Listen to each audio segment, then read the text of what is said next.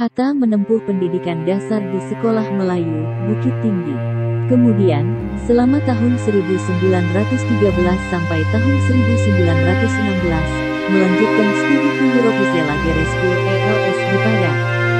Baca juga, profil Soekarno, Bapak Proklamator dan Presiden pertama RI saat berusia 13 tahun. Hatta sebenarnya sudah lulus ujian masuk HBS atau Sekolah Menengah Dagang setingkat SMA di Jakarta.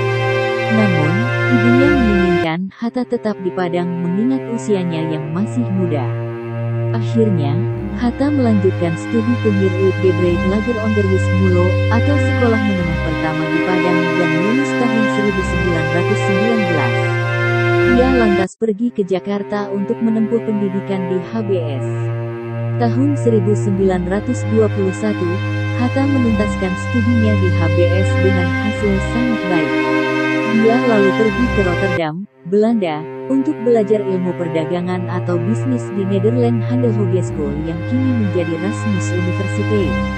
Hatta tinggal di Belanda selama 11 tahun, terhitung sejak September tahun 1921. Aktif organisasi sejak menempuh sekolah menengah di Padang, Hatta telah aktif di organisasi. Dia menjabat sebagai bendahara pada organisasi Jong Sumatranenbond Cabang Padang. Ketika berpindah ke Jakarta, ia juga aktif di Jong Sumatranenbond Pusat, juga menjabat sebagai bendahara. Di Belanda, Hatta bergabung dalam Perhimpunan India Indische Vereniging pada 1922.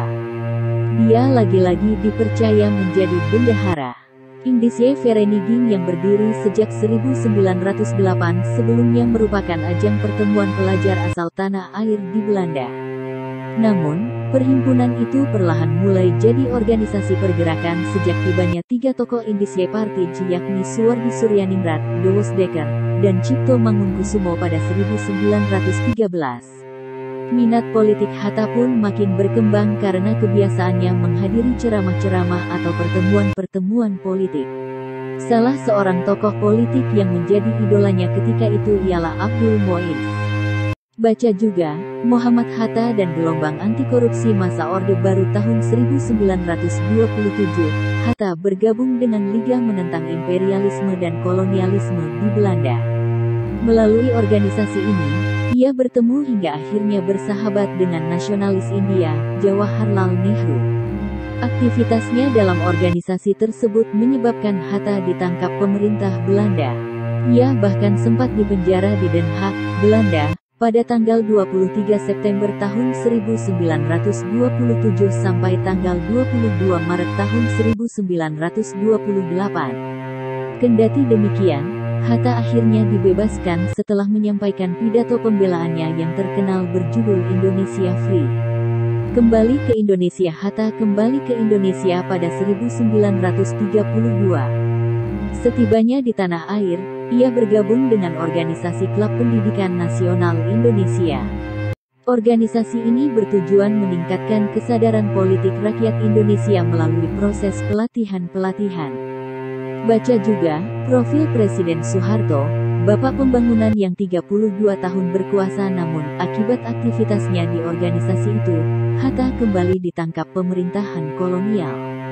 Ia ditangkap pada Februari tahun 1934 bersama Sutan Sejahrir, Ketua Klub Pendidikan Nasional Indonesia.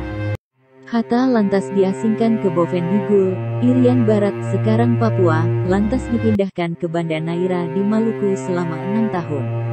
Tercatat, Hatta juga pernah dipenjara di Sukabumi tahun 1942 dan bebas pada tanggal 9 Maret tahun 1942. Pada masa penjajahan Jepang, Hatta bersama Soekarno, Ki Hajar Dewantara, Kiai Haji Moh Mansur memimpin Pusat Tenaga Rakyat Putera. Jelang kemerdekaan tepatnya tanggal 7 Agustus tahun 1945, dia dipilih menjadi Wakil Ketua Panitia Persiapan Kemerdekaan Indonesia (PPKI). Pemikiran dan gagasan Hatta dicurahkan untuk mengupayakan kemerdekaan Indonesia. Hingga akhirnya, tanggal 17 Agustus tahun 1945, bersama Soekarno, ia memproklamasikan kemerdekaan tanah air. Jadi wakil presiden pasca kemerdekaan, Hatta terpilih sebagai wakil presiden pertama di Indonesia. Ia mendampingi Soekarno yang kala itu menjadi presiden. Keduanya terpilih dalam sidang PPKI yang digelar di Jakarta, tanggal 18 Agustus tahun 1945. Soekarno-Hatta terpilih secara aklamasi, keputusan bulat tanpa perhitungan suara karena tidak ada calon lain yang diajukan. Baca juga, saat Presiden Soekarno menutup kuping dengar musik ngak-ngik-ngok. Saat menjadi wapres, Hatta sempat merangkap jabatan sebagai Perdana Menteri dan Menteri Pertahanan dari Januari tahun 1948 sampai Desember tahun 1949. Ia juga pernah merangkap sebagai Menteri Luar Negeri dalam Kabinet Republik Indonesia Serikat RIS, Desember tahun 1949 Agustus tahun